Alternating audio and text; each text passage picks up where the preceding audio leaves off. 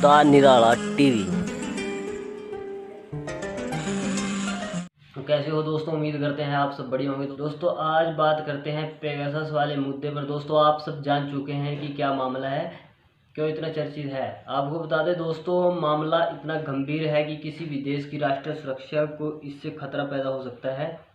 इसी को लेकर जब से खुलासा हुआ है भारत में, तब से विपक्ष केंद्र सरकार पर हमलावर है और बार बार सरकार से जवाब और जांच की मांग कर रहा है। लेकिन सरकार इन दावों की जांच करने के बजाय इन दावों को खारिज कर रही है। आपको बता दें दोस्तों, हर बार की तरह बीजेपी के मासूम मंत्री और प्रवक्ता जवाब देने के लिए सामने आ जाते हैं।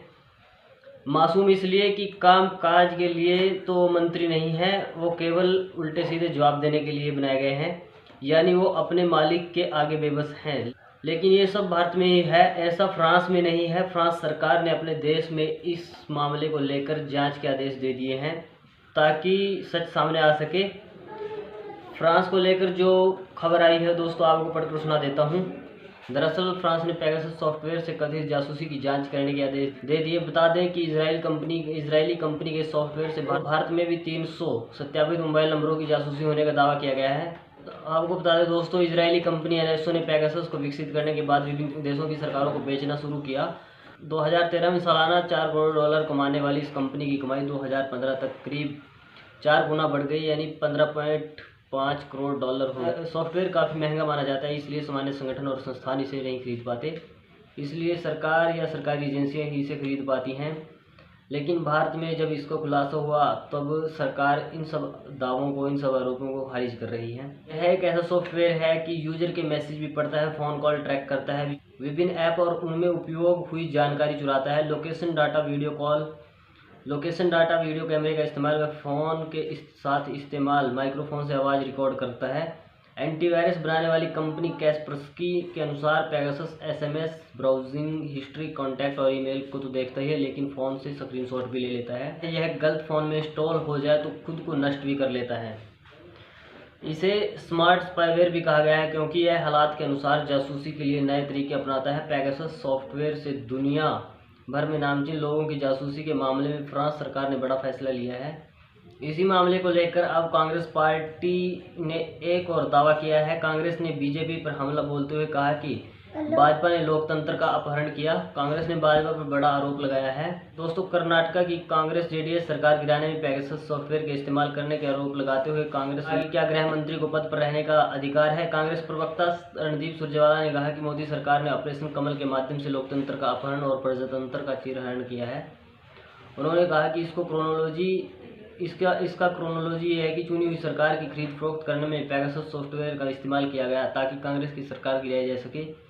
उन्होंने आगे कहा कि पता चलेगा कि मध्य प्रदेश सहित किन किन राज्यों में सरकार गिराई गई और सत्ता का उलटफेर किया गया, इसलिए सरकार संसद में बहस नहीं कराना चाहती। वही अधीर रंजन चौधरी ने कहा कि जासूसी कांड बीजेपी सरकार की नाकामी का प्रमाण है।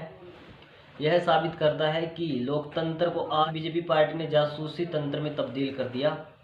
उन्होंने कहा कि चुनाव जीतने के बाद मोदी जी ने सरकार बनाई, लेकिन जब दूसरे दलों ने चुनाव जीतने के बाद सरकार बनाने की कोशिश की तो मोदी और अमित शाह दोनों ने मिलकर सरकार को तोड़ने के लिए जासूसी तंत्र का इस्तेमाल किया।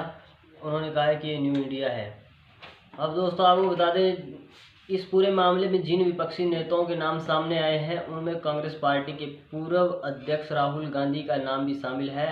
अब हैरानजनक बात यह है कि जिस राहुल गांधी को प्रधानमंत्री सहित बीजेपी की ट्रोल गैंग पप्पू बोलती है, उस पप्पू से इतना डर है कि उसकी विदेशी लोगों से जासूसी करा रहे हैं। क्यों भाई, कहाँ गया 56 इंच। यहाँ से ये भी साबित होता है कि आप सिर्फ बाहर से दिखाने की कोशिश करते हैं कि राहुल कुछ नहीं है, लेकिन दिल में जो डर है वो जासूसी के जरिए साबित कर दिया। अब दोस्तों बात कर लेते हैं कोरोना की दूसरी लहर में ऑक्सीजन की कमी से हुई मौतों की और सरकार की बेशर्मी की। दोस्तों आप सब ने देखा किस तरह से लोग ऑक्सीजन और वेंटिलेटर न मिलने की कमी से तड़प कर अपनी जान गंवा गए, कि पूरे परिवार उजड़ गए।